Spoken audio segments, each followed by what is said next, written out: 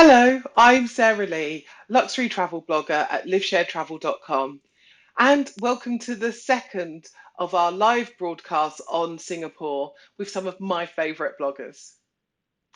Today, I'm joined by Yishyene of the fabulously colourful blog Small Crazy, Jayne Gorman, the face behind Girl Tweets World, Matt Preston of Travel with a Mate, and Becki Enright, who blogs at Borders of Adventure. We were due to have Lita Rivera of Following the Rivera with us here, but she can't be with us due to technical reasons. Now, you may have seen all of my blogger panel sharing blog posts, photos, and more on the One Day Singapore hashtag in the past few weeks. And this event is all part of a project that we're doing in conjunction with Singapore Tourism. And I'm going to be posing a number of questions to our blogger team who have all been to Singapore on numerous occasions and have lots of insights and insider tips to share. But we also want to hear from you. So post your questions and comments in the comment section here on the screen. And not only will we share them towards the end of the event, but you could win a £50 Amazon gift voucher just for your comments or questions. Also, do share this live with your friends. We'd love to have as many people as possible joining the conversation. So first, let's get a flavour of what Singapore has to offer with this brief video from Singapore Tourism.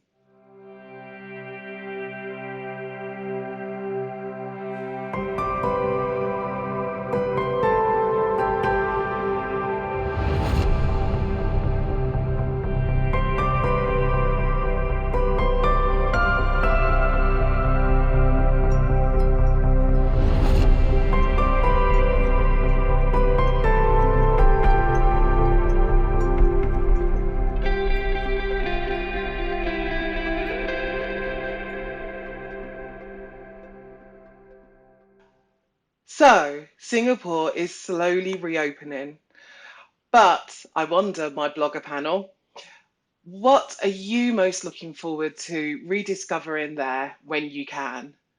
Matt, let's start with you. I've officially lost count of how many times I've been there now. Singapore holds a lot of traditions for me. Lots of things I like to do apart from just visiting friends and eating out. One of the things for me is going to Sentosa and heading to the luge. Usually doing it 3 or 4 times. I've become quite an expert at the 2 tracks there now. And of all the things I wish I could do right now, definitely it would be shooting down the luge at top speed. And I nearly hit a peacock once. Okay, I bet he's not looking forward to you coming back, is he? Yeah, it could only happen in Singapore. Things like that I really miss. It's kind of little traditions and things I like to do when I visit Singapore. So yeah, I definitely would like to do that again. I've got friends that live in different districts too, so it's good that I get a sort of wider flavour. And yeah, things like going to Holland Village in the evenings, that's always a great hangout. Lots of little things like that, yeah. Oh, but it's always nice when you've got friends there too, because it just gives you a different flavour on a place, doesn't it, as well? It sounds as though you've gotten to see an awful lot, actually. Yeah, nice. What about you, Jayne? Say that I miss everything. Singapore was actually the last destination I travelled to before the world changed. So there's a lot of memories tied up with it for me there. But I think one of the things I love about the destination and that I miss about it is the fact that it's so innovative, so imaginative with their tourist attractions, and changes so fast that I feel confident that although it was the last destination I went to, by the time I go back, there's going to be heaps more to see and do. So I think that's just something that always makes it really, really exciting. I was reading about the Mandai Nature Reserve that's opening soon, because gardens by the bay, and the botanical gardens are absolutely beautiful green spaces you already have, but there's even more coming in 2021. So I think I've been to Singapore about 4 times now, and I've done completely different things every time. So I'm just excited to go back and see what's changed. Even if it's a short time or a long time, there'll be something new to do next time you return. Yeah, it does strike me as one of those really sort of vibrant and diverse destinations, actually, where there's always something new and it's changing all the time. Yeah, but you had that Definitely. that celebration. Yeah, it was like a place that you went for sort of your honeymoon, wasn't it? Yeah, so I lived in Australia for 4 years, and anytime I travelled between the UK and Australia, which was often because home is the UK, I would add on a holiday to Singapore. So it became a tradition for us to have a mini break halfway between the two destinations. So on the way to my wedding, which was in Thailand, we also added on a trip to Singapore. And more recently, I was taking my son back to Australia because his father's Australian. So we were travelling back to Australia for the first time to meet all our Aussie friends and family, and added on a holiday in Singapore there too. So I've done it sort of solo as a single traveller. I've done it as a honeymoon with my husband, and I've travelled with my son from a more family perspective. And each time we've done a few of our favourites and a few new things. But it really surprised me actually how family-friendly Singapore is. It's one of the best destinations in terms of walking up and being confident that you're not going to have an issue getting the buggy in or finding a high chair.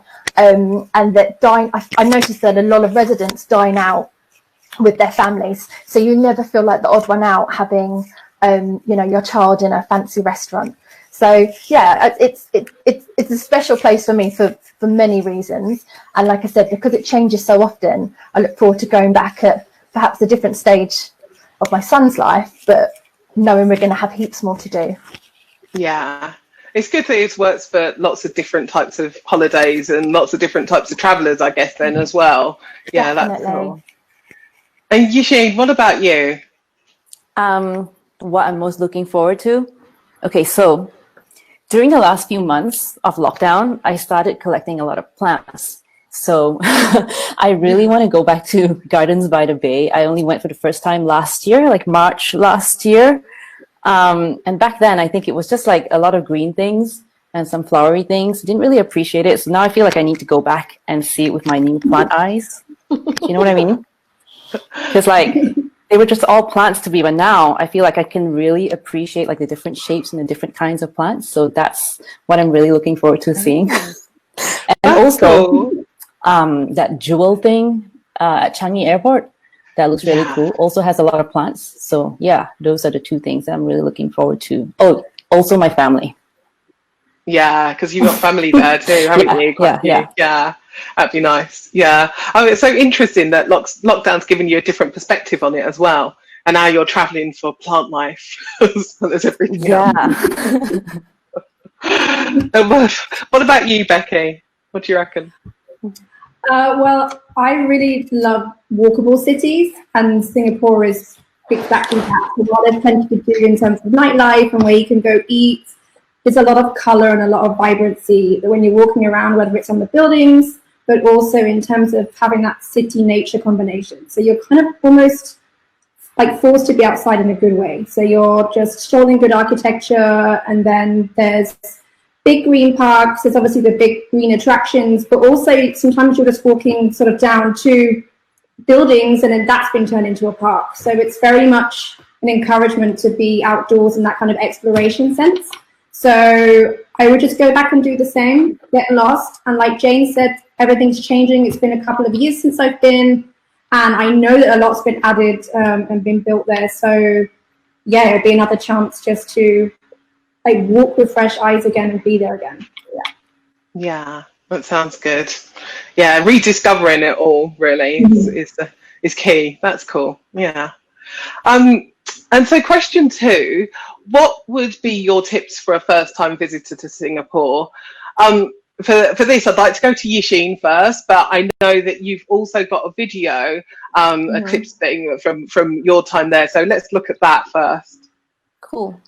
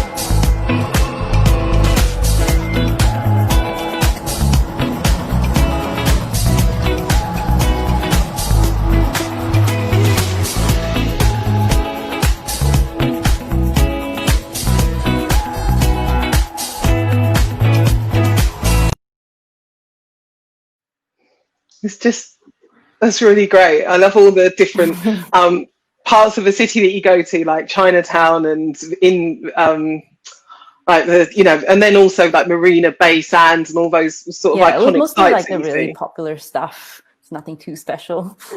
Yeah, yeah, but it's good. What are you, so what are you? What would be your tips then for first-time visitors there? Download the Grab app because that's what they use there instead of like Uber or what's the other one, Bolt. I think it's just Grab that's widely used over there for like ride sharing. Also use the MRT. It's really, really convenient. Gets you everywhere. Also pack for hot and humid weather if you're not used to it, I guess. And then eat everything, like everything. The food.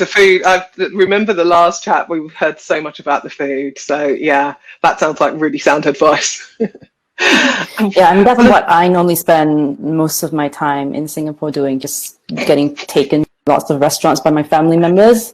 So, Yeah, sounds good to me for sure. What about you, Becki? What do you think? I would tell people to give it some time. I think there's like a common misconception that Singapore, being a city state, is really small, and so there's not much to do. It's just a modern city, and often it's like the layover city. So people will kind of arrive and maybe spend an afternoon and an evening before going somewhere else. And I would just say to people, have a few days. Give yourself, in the very least, like 2 whole days. Try and stretch it to 3.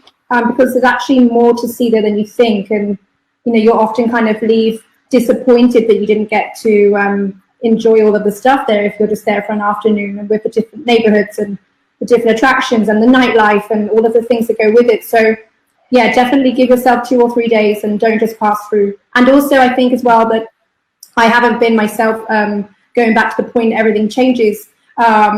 You know, with the airport as well, the Changi airport is seen as a destination in its own right, and people often go and check in there or get there hours and hours before just so they have time at the airport. So not only do you need good time in the city, but you need time at the airport as well. So Yeah.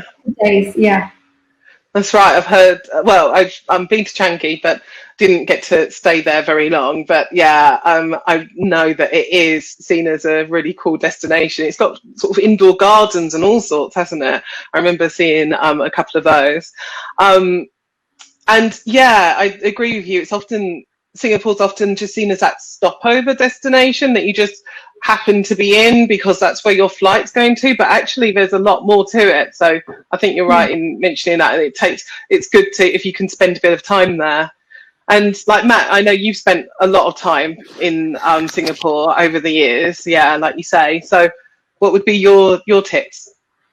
Yeah, again, my first experience was definitely sort of the shorter trip. It was part of a trip to Bali, so I only had 4 days to kind of look around, and I definitely I got hooked straight away. But over the years, my trips have got longer and longer, and the longest one was 6 weeks, I think I was there for, and I still didn't see everything I wanted to see. There's so many things on my list, and obviously they keep creating new things as well, so the list just gets bigger. But yeah, my biggest tip for people that haven't been before is to get a tour guide. I found a guy that called Wee Toon Hee that he's actually a street performer as well as a tour guide. And it's not only that he could sort of tell me about things and take me to places that I hadn't been before, it was that I spent the entire time just grilling him, asking him so many questions about Singaporean life and culture and the sort of the history behind things, you know, rather than just kind of getting the information you'd get from a guidebook maybe, or, you know, sort of a plaques at a museum. I had kind of my own personal guy that I could just grill constantly. I've hung out with friends there, but usually you're catching up with friends, so it's very different conversation. But a tour guide, yeah, I mean, I've never seen so much in such a short space of time, I think. So that would definitely be my key thing to do.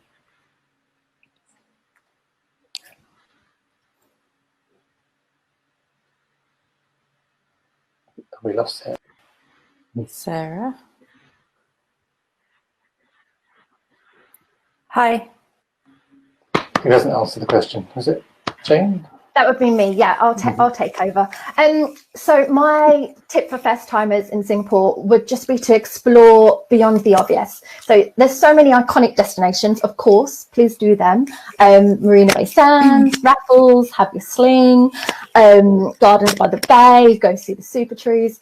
But I think not many people know that a third of Singapore is draped in greenery, and it does parks really, really, really well. So a couple of places I think you can't miss are Southern Ridges, which has this incredible sort of treetop walks, and also Henderson Waves, which is a beautiful sculptural pedestrian bridge. I've never seen anything like it, and a bit like Yishyene was saying earlier, I was never big into plants or parks or greenery, but A, after going to Singapore, I've realised that they can be incredible. And B, I think lockdown has given a lot of us a new perspective. And I'm certainly more green-fingered than I used to be. So Southern Ridges would be one of the green spaces I'd recommend. And also McRitchie, which has this amazing long suspension bridge, which takes you sort of over the canopy of the rainforest. It looks a little bit like the I'm a Celebrity Get Me Out of Here one, but is, you know, with a Singaporean twist, you know, in the Singapore rainforest. So they're two of my favourite. And finally, Jewel, which I was lucky enough to visit. And I agree, I think it was Becki who said, you know, give yourself at least a day to go to Changi, but particularly now that they've opened Jewel, which is it's a nature themed entertainment and shopping and complex adjacent to Changi Airport. So you don't need to be flying to enter, although you can check in and leave your luggage there early if you are. So if you've got a night flight, it's a beautiful and handy place to kill some time. But if you don't, just add it into your itinerary, because the vortex, which runs through the middle of it, is a 40-meter high indoor waterfall, the world's largest, and it's staggering. People go, I went to just take photos. I thought it would be a really cool photography spot, but it blew me away. It's beautiful, and it's not just the vortex. Around it, they've sort of built this rainforest walk. It's, you know, thousands of plants and palms and what have you. And it's the outdoors, indoor. So they're just a couple places. They're all a bit green. And I think people often think of Singapore as sort of the skyscrapers, the marina. And I'd say that my favourite places are actually outside of that. So there would be my tips. And I think Sarah's back, so Good timing. In the room. Just perfect timing. Not really at all. So, did I just catch the end of your tips there, Jayne? Yeah? yes, they were awesome. Yeah. Yes, I'm quite sure they were exactly that. Moving on to question 3, completely unflustered. Like a lot of destinations, Singapore is often considered for its big ticket attractions like Gardens by the Bay. I've heard an awful lot about its neighbourhoods too. So I wanted to find out, you know, from the panel here what they'd recommend. But first of all, we have a little bit of video for you from of the Haji Lane and Sultan Mosque, which I think is in the Kampong Glam area. I hope I pronounced that well. So here we go. This will whet your appetite somewhat.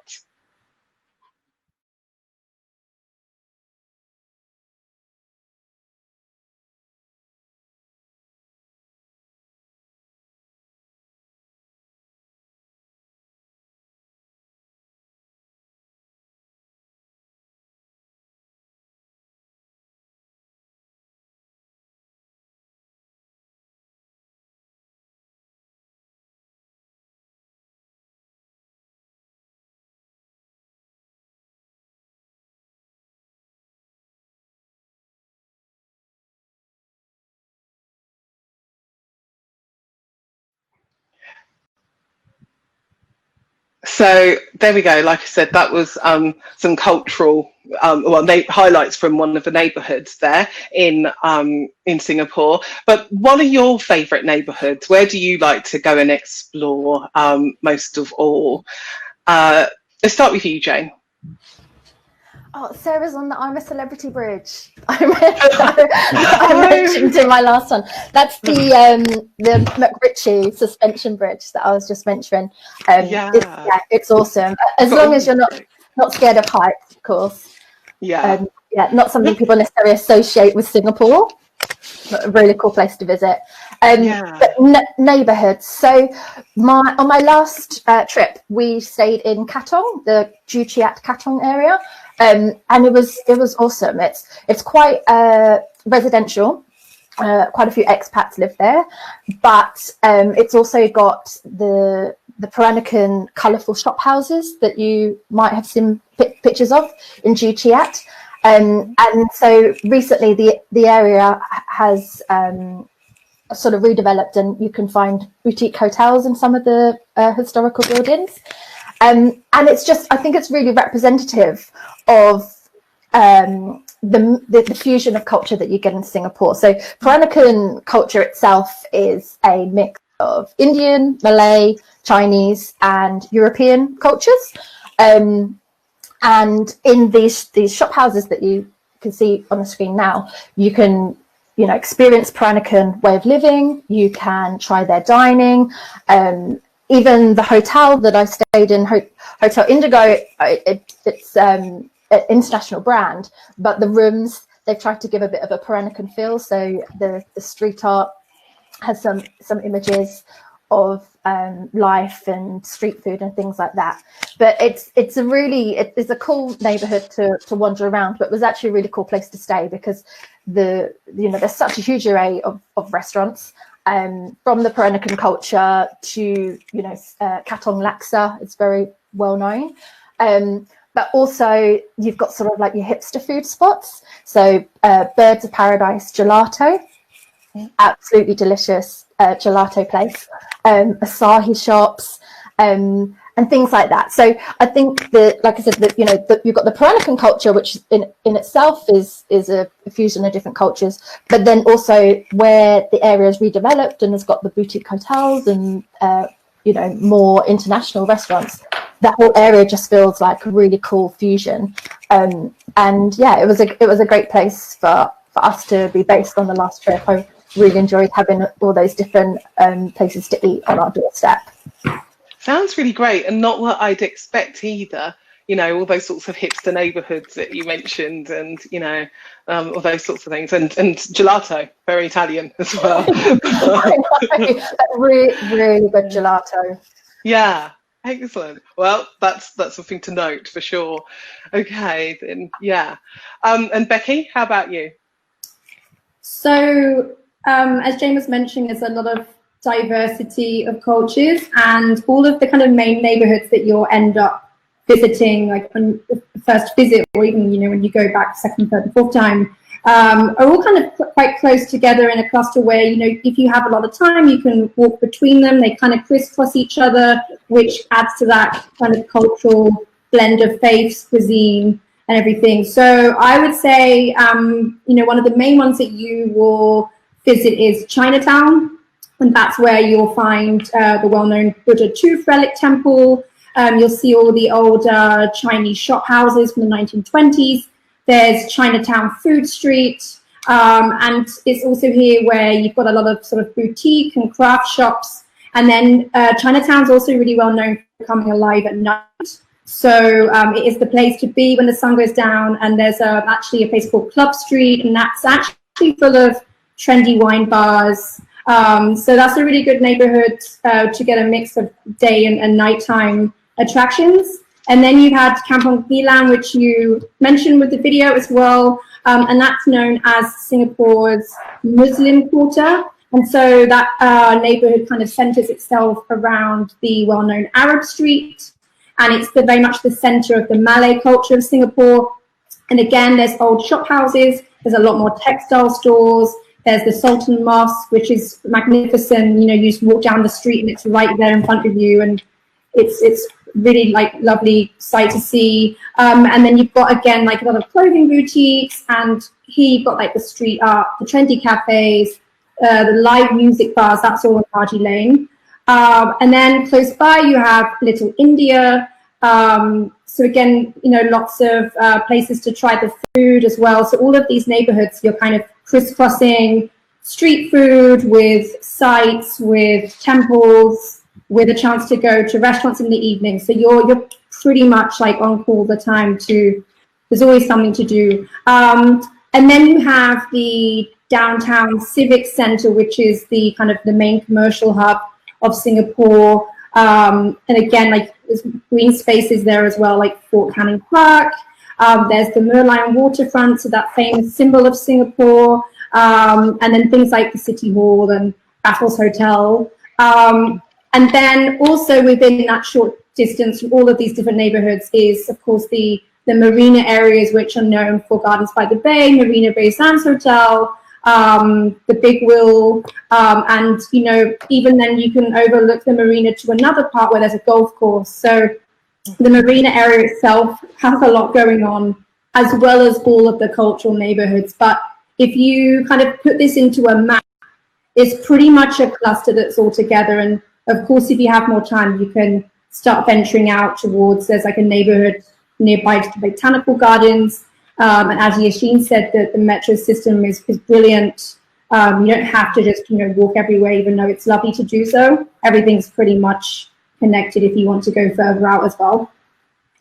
Does sound very easy to get around, yeah, to be able to, you know, but you don't have to necessarily stay at hotels right in the centre of town, but you can be, you know, staying in, like Jayne's example of, you know, a more sort of hipster neighbourhood and, you know, still get around really easily and stuff. Is that right?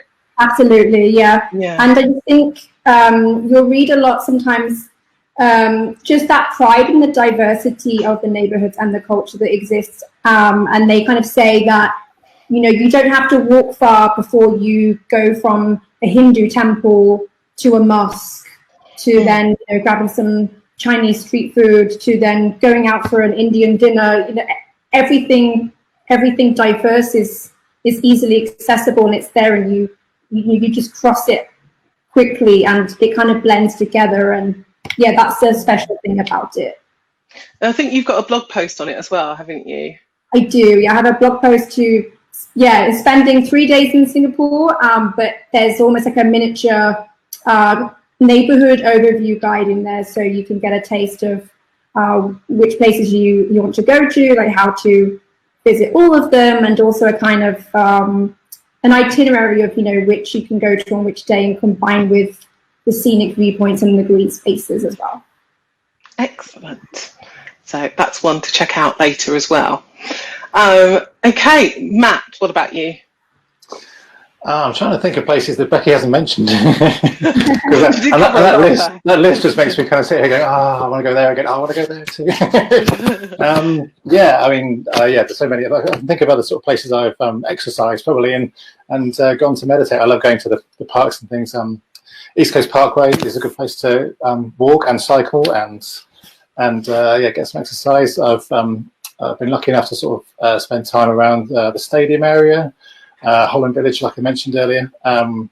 Where else is there? I think of Haw Par Villa, which is something that people don't often know about as a tourist destination, but it's quite a fun destination for a lot of Singaporeans, which I was lucky enough to go to with my tour guide, where there's so many Buddhist dioramas there. It's incredible, and most Singaporeans have memories of going there as a child, and they kind of go there with their children, and it's a kind of rites of passage to take them there. And thankfully, it's still open. I think it opened in the 70s, maybe earlier. So that's a great place that I would recommend going to. I think Becki covered most of the ones that I long to return to. I think she nailed it. Yeah. Oh, good.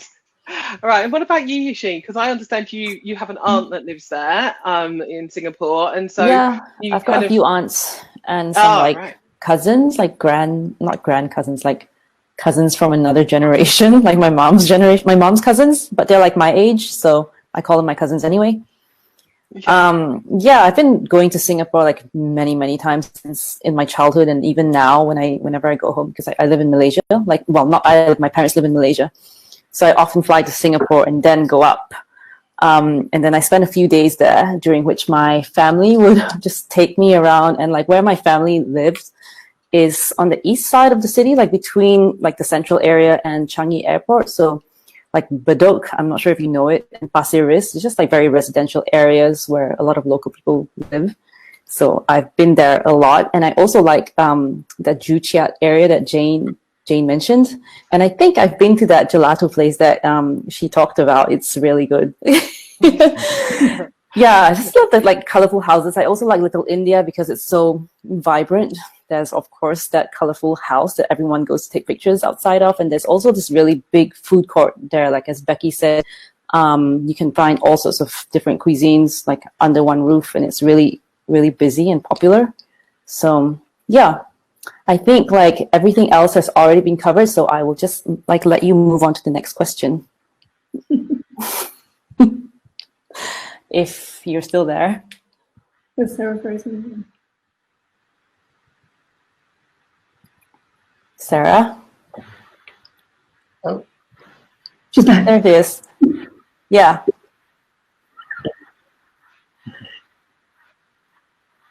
Yeah.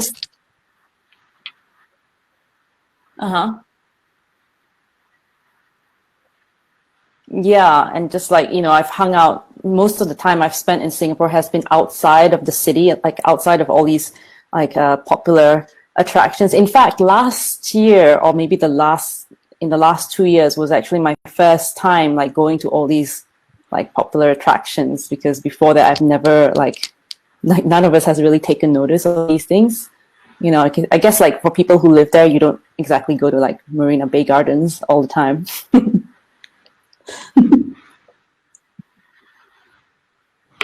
That's a good thing though, because at least you can get sort of closer to real life and real experience. Yeah. Just like more residential area food courts. That's why we would often eat as well. And just places that you can access by car, like further out, that maybe like a normal tourist wouldn't do. Yeah. Yeah, that sounds good. Yeah, nice. Okay then. So you'll be heading back to that sort of area though to visit your family soon as well then, I guess. Yeah. Yeah, as soon as it's not too inconvenient and it's encouraged, I will be there. Yeah. Excellent. I don't blame you. I might just come with you if you wouldn't mind. Don't mind at all. Yeah. Okay. Well, Singapore is known for hosting many great events throughout the year. For example, it's Singapore National Day later this week. It's August the 9th, I believe, which sees a lot of parades and aerial displays and fireworks across the country. And this year, there's also the Singapore Food Festival, which is going to be virtual for the first time ever because, of the situation we're in. But it doesn't mean, of course, that because we can't go there physically, that we can't experience it. So from August 21st to the 30th, Singapore Food Festival is going to have sort of cooking demonstrations so that you can create dishes at home, and there'll be virtual tours as well. And we've got a short video of that here to give you a flavour of it all.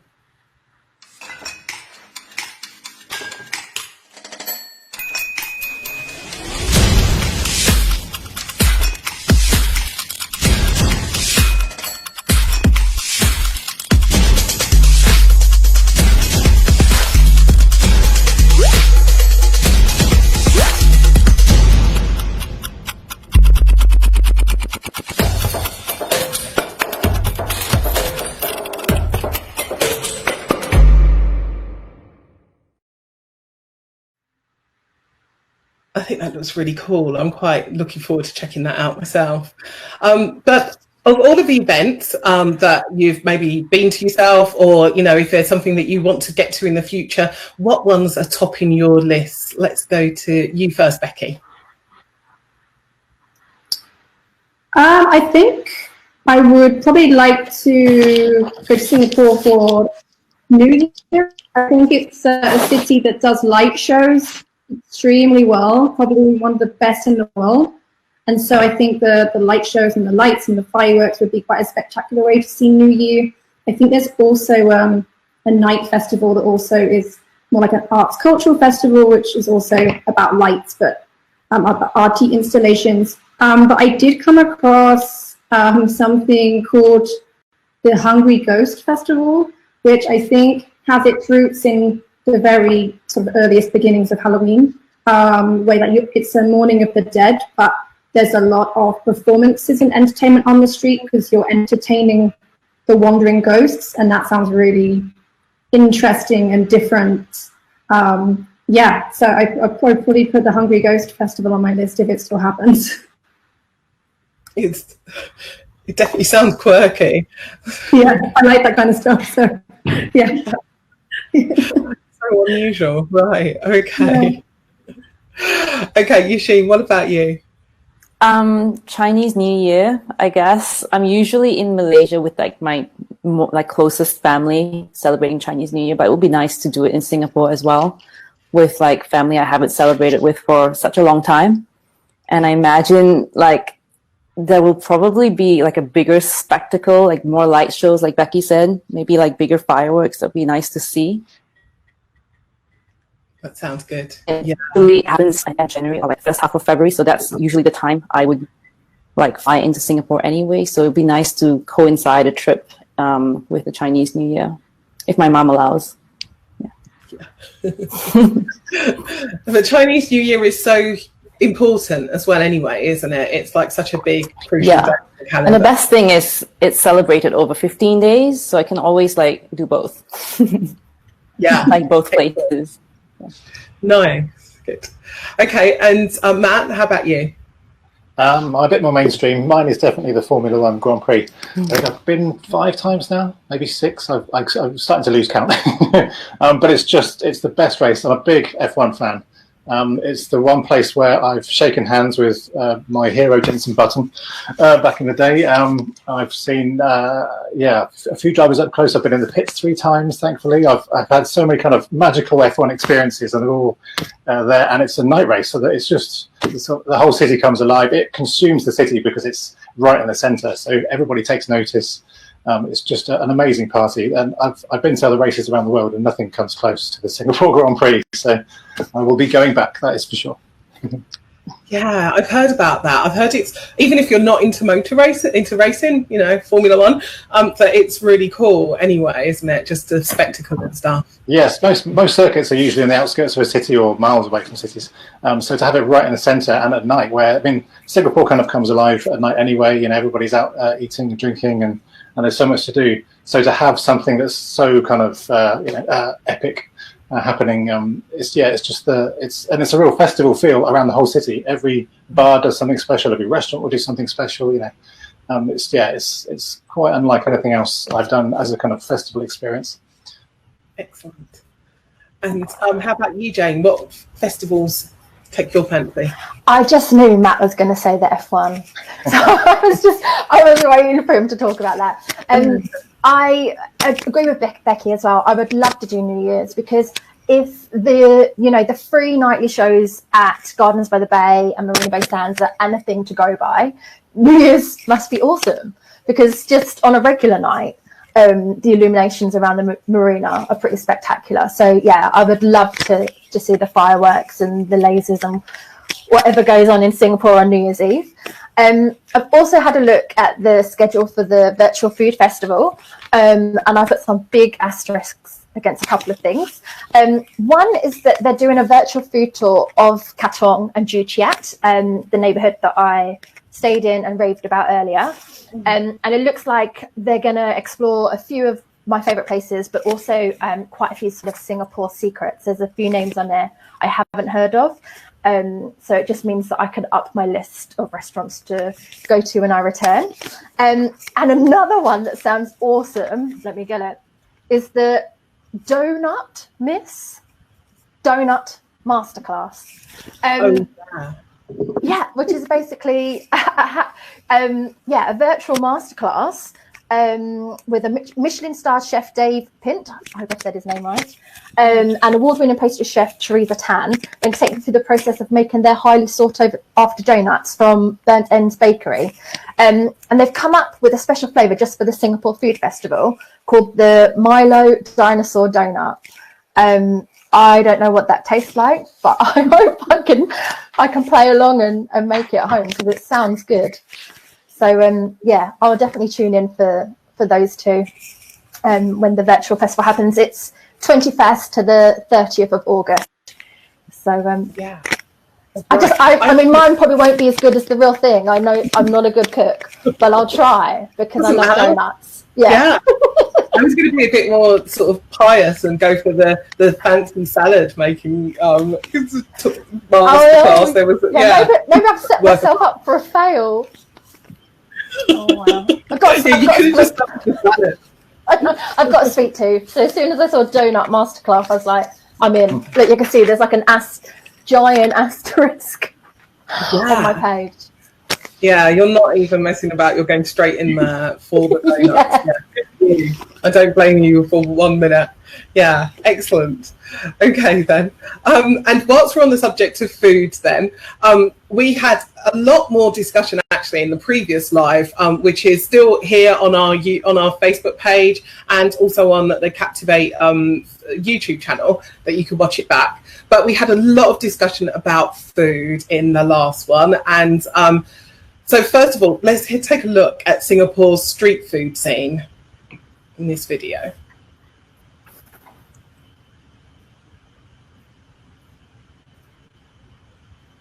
I believe we've got a little video.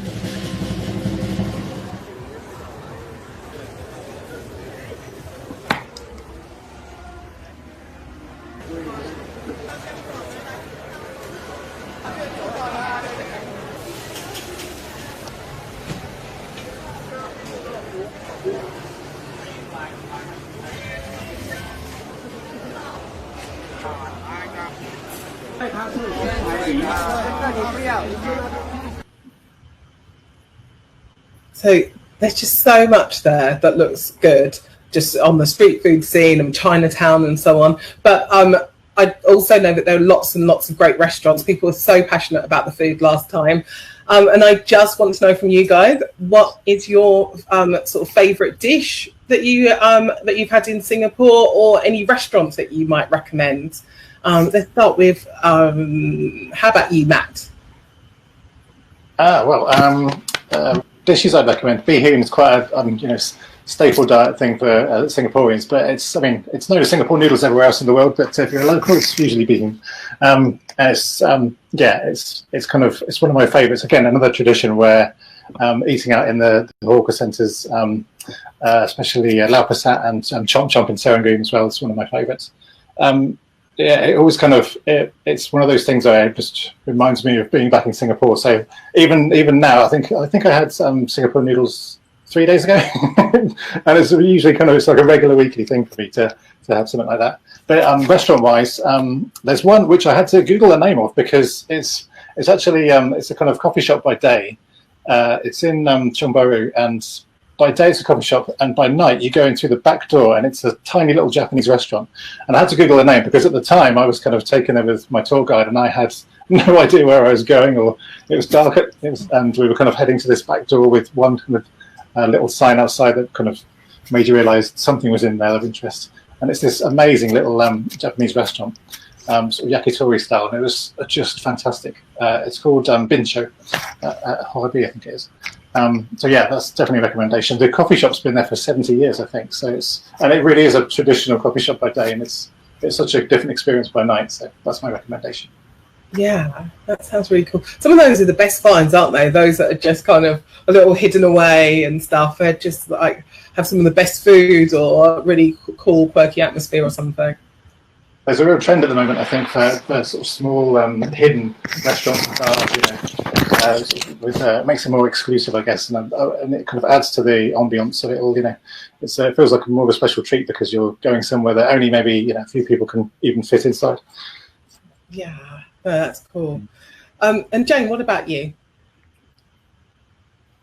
Sorry, I was just trying to find the name of. Oh, I found it. And so I love the hawker centres. Just watching that video, I can feel the cold beer in my hands and taste a bit of Nazi Lemak. I love the fact that the hawker centres is such a you can graze your way around and have sort of lots of small little dishes. They're quite inexpensive. Nobody frowns if you fill your whole table. So there's actually one in Changi, the Changi Village Hawker Centre, and there's a particular dish there that lots of people queue up for, and it's Mizzy's famous Nazi Lemak. So that's one of my favourite things to eat there. But in terms of restaurants, the best place I went to on my last trip was actually a craft brewery, and it's called Level 33, and that's because it's on level 33 of a building overlooking the marina. So their website says they're the world's highest urban microbrewery, and basically they're making craft beer up there.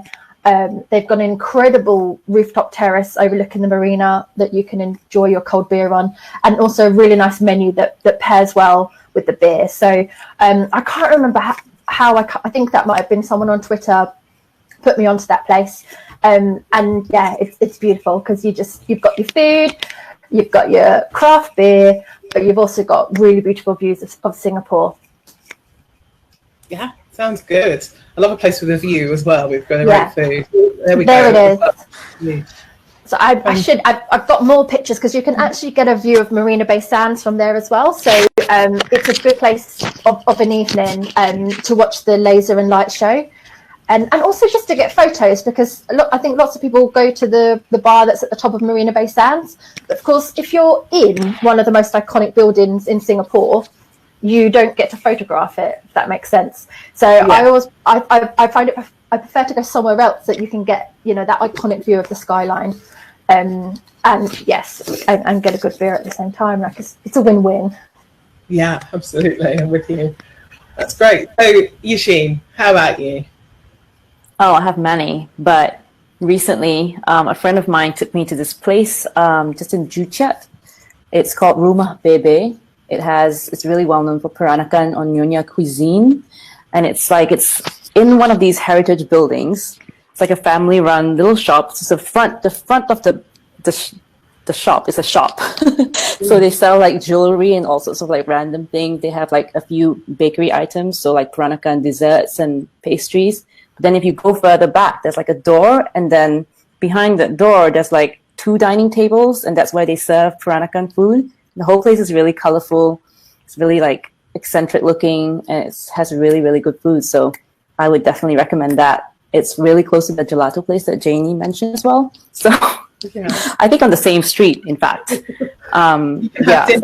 Dessert. Yes. Nice. Yes, and then have some takeaway as well. Mm. Yeah, so that's one place I really enjoy, like not just because of the food, but also because of the building and like the surroundings, like the whole vibe of the place. It's really interesting. Yeah, nice. Yeah. Oh, and actually, we are about to go on to questions that people have submitted in the stream, and but actually, the first one here was someone wanted to recommendation for a local restaurant in the sort of Marina Bay area, but vegetarian restaurant. That was from Ketchin. That question. Got any vegetarians among you? No, not me. Oh, okay. You're all big carnivores. Actually, we'll do our best to find some people who don't just eat meat all the time and get you some recommendations later on of vegetarian restaurants. Unless you guys have got any other dishes or anything you can think of that's a must try that's veggie. Veggie. I'm just trying to think like whether a hawker centre or Chinatown food street where you've actually got an array of options means you can have a little browse, and I can't think of any iconic Singaporean veggie dishes off the top of my head, but I'm pretty sure if you're in a hawker centre, for example, they usually cater to every type of cuisine. Mm-hmm. And often in these hawker centres, they assemble the noodles like fresh, so you can always just get them to like not include meat and like give you like a broth that isn't meat based, maybe. Oh, that's a good idea as well. Yeah, that's useful. And the Lau Pa Sat Hawker Centre is in the CBD, that's probably the closest to Gardens, to the Marina Bay Sands. Although you've got Satay by the Bay, which is in Gardens by the Bay, behind it as well. So they're probably the two closest. Yeah. Okay. So good hawker food all round, whether you're a meat eater or veggie. Then yeah. Okay, and then we've got another question here. I've never been to Singapore, but I'd really love to visit. Is there anything specific in terms of like cultural etiquette that I should be mindful of, especially with there being such a diverse mix of cultures there? If you are driving, you best make sure you do a reverse parking. Because like 90 or more than 90% of Singaporeans like to park their car like reversing into the spot rather than driving straight in, and I think that's a reflection of like how disciplined they are. I think it's more efficient. They think it's more efficient at least, and it saves time, saves space. It's safer for everyone around you. And often when you go into a parking garage or a parking lot, you'll see that like almost all cars are like reverse parked, and the only ones that have gone in head first are usually like foreigners. Yeah, that sounds very orderly, and what you'd expect as well. Yeah. Oh, that's good. Good tip. Yeah.